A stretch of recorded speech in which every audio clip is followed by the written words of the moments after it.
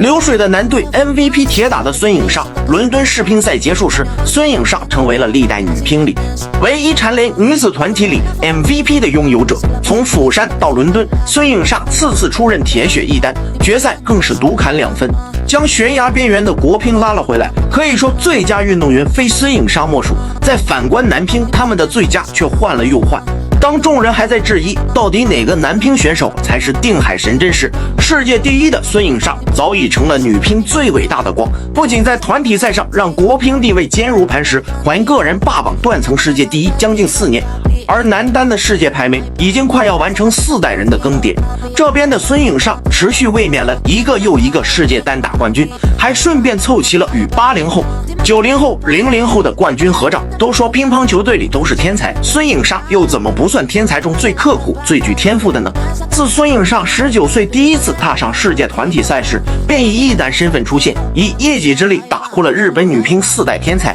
对手换了一茬又一茬。孙颖莎永远屹立不倒，青奥时期打平野美宇，冬奥时期打伊藤美诚，8奥时期打早田希娜，洛奥时期打张本美和，她的实力强大到你难以想象。即使被逼到悬崖时刻，为了国家荣誉，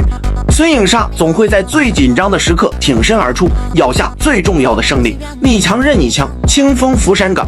，8年铁血一单，归来才刚25岁。即使日乒10年如一日的研究孙颖莎，为了战胜她，是想尽了一切办法。孙颖莎从未退步，她永远比任何人都努力，牺牲掉所有个人空间，只为让国旗在各个国家升起，让全世界听到中国国歌的声音。万千压力压不垮少年的担当，绝境的风吹不散孙颖莎的信仰。国乒出了个孙颖莎的含金量还在持续上升。